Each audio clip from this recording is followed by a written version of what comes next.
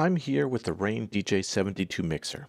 Some of you have been asking about the Mag Threefaders, how they work, how to adjust them, disassemble them, etc. So today we're going to have a closer look at the Mag Threefaders. We'll cover the adjustments you can do, both using the mixer settings and internal to the mixer. We'll disassemble the fader so you can see how it goes together and how it works, and this might be helpful to you if you ever need to troubleshoot or replace your fader or any of its parts like the carrier, or if you're just curious about what it looks like under the hood. So let's get started. The Mag Threefaders on the 72 are a non-contact magnetic design similar to its predecessor, but now featuring a new carrier design that is up to 160 times stronger. These faders are adjustable in 4 ways: cut-in, contour, reverse, and tension. So we'll go through that quickly. To adjust the cut-in, press and hold the menu button, and then you want to go to cut-in, adjust, tap a fader to adjust, and you can adjust a cut-in from 1 to, looks like 16. So we're going to adjust this one to 2, set, this one to 2 as well. We'll just adjust them all to 2.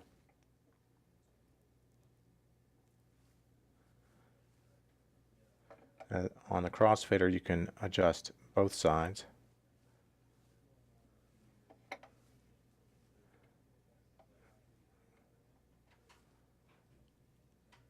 Okay, and what that's going to do is it's going to create a dead space between the physical endpoints of the faders and the point at which the mixer starts tracking the fader movement.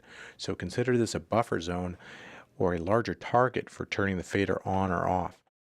So the next adjustment we can do is the contour. There are 3 dedicated knobs on the front plate of the mixer that you can go from a slow, smooth fade or a fast, abrupt fade in.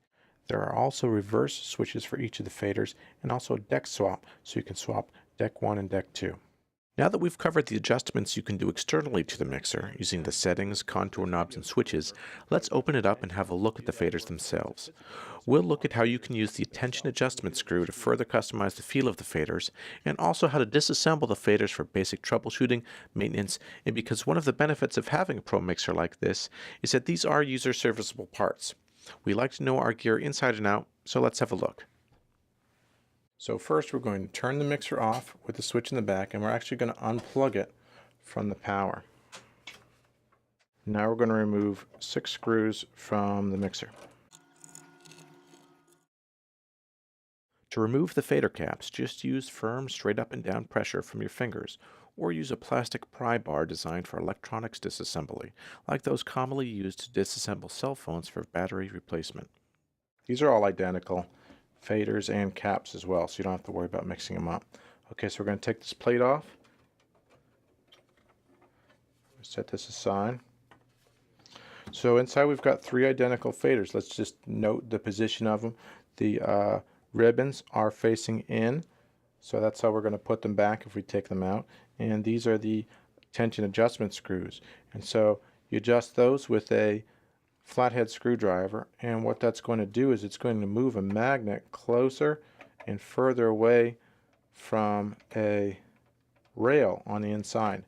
So if you screw it clockwise, it's going to be a little more tense, and if you unscrew it or even remove it altogether, it will be looser. Now I wouldn't recommend removing it altogether.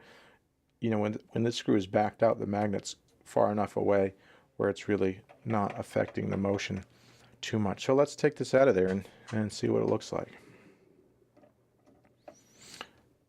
So I'm going to note that these screws are different, and what I'm going to do is these screws are different than these casing screws. They're a little bit longer, so I'm going to set them aside separately, and I'm backing them out most of the way, and then I'm going to hold on to the circuit board with my fingers to just take it out the final little bit so that the circuit board doesn't fall into the body.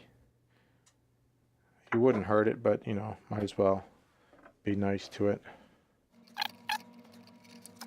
Okay, so inside we have a ribbon cable, and we're going to take this off. You don't have to, we're just going to do it though. But you wouldn't need to take that off to look at it or to do most. You don't even need to take it out to do most adjustments. But these are user replaceable as well. So if you needed to put a new one in, if you had a spare or something like that, you could put it in yourself. So I'm just going to back this out with my fingernails, this ribbon here. and you won't be able to install this the incorrect way, so don't worry about that because it's only going to go in one way. Just be careful of those. So here we are with the Rane DJ Mag 3 crossfader from the 72 mixer.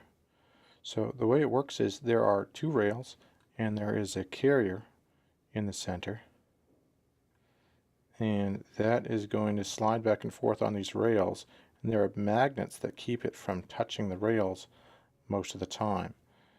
And so the way the tension adjust works is that this screw goes in and out and brings a magnet closer or further away from this rail here. And you see between the opposition of those two magnets, it helps float the carrier in its travel. So while we're here, I wanted to show you guys how you can troubleshoot something that can happen in a really rare case. So I have this screwed out all the way for an example.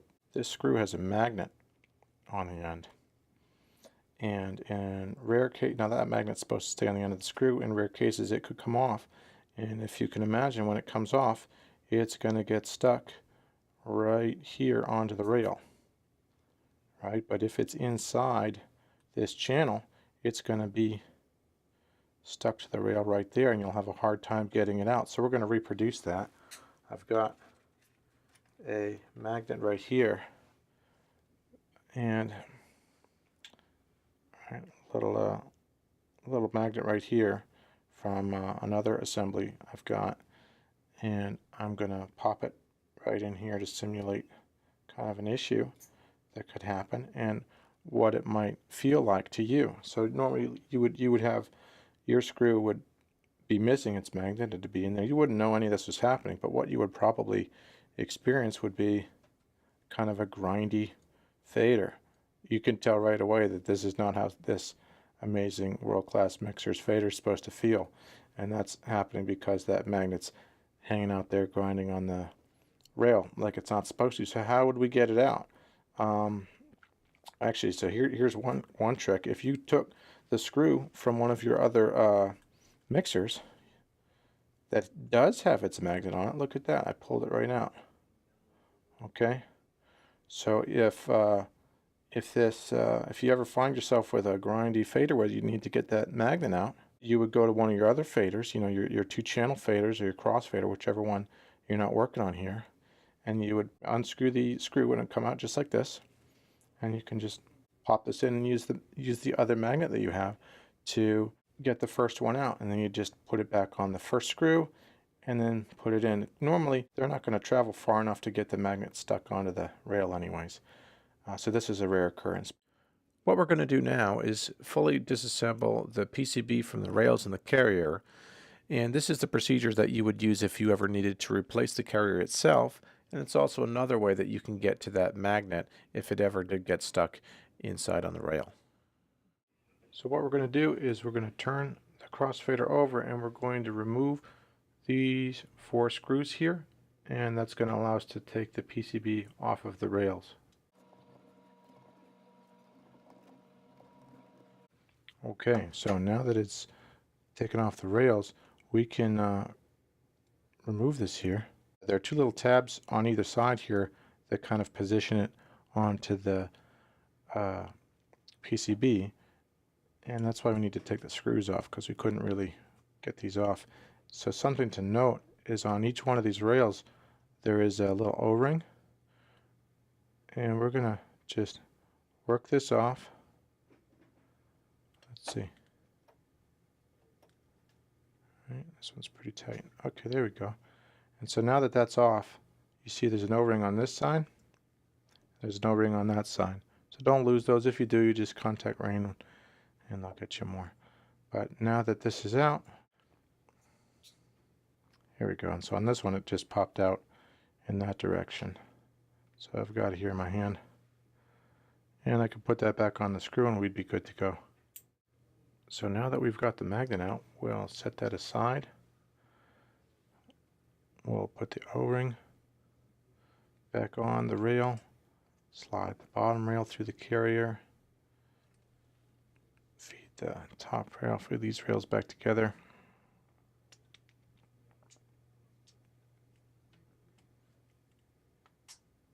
Okay. And then we'll put this PCB back on.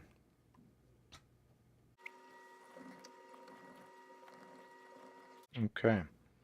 So what we're going to do now is we just put the magnet right back onto the end of the screw. It sticks right on there. And now that can go right back into the carrier and do its job. Use a flathead screwdriver to screw that in.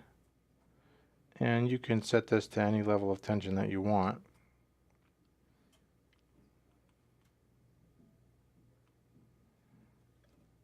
Now it's floating just like it should. Let's get the mixer put back together.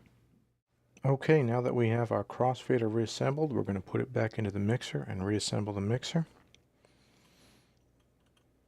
So we're going to put the ribbon cable back into the connector. You can't put it in the wrong way. You can try, just be careful of the pins. And now we're going to put the PCB back in, but we're going to put it with the ribbon connectors facing inwards, just like the other ones. Okay, I'm going to get the screws here. Remember, these are longer than the screws that hold the faceplate on. Just keep them separate. I'm going to hand tighten these in while I hold the PCB. That's going to let me let go of the PCB and then use a screwdriver to finish them up.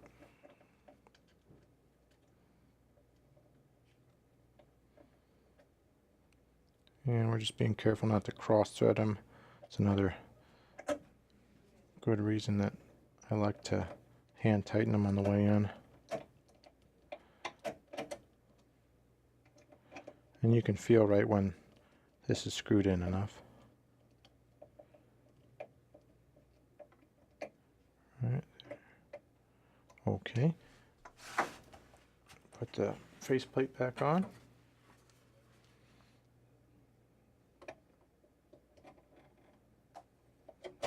Go.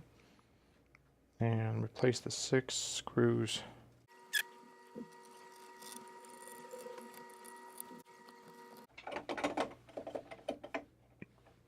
There you have it. Well, I hope you found this helpful. If you do, please like, share, and subscribe. If you have any questions at all, please leave them in the comments below. Also, check the video description for links to other helpful guides and answers to common questions. Thanks again. We'll see you next time.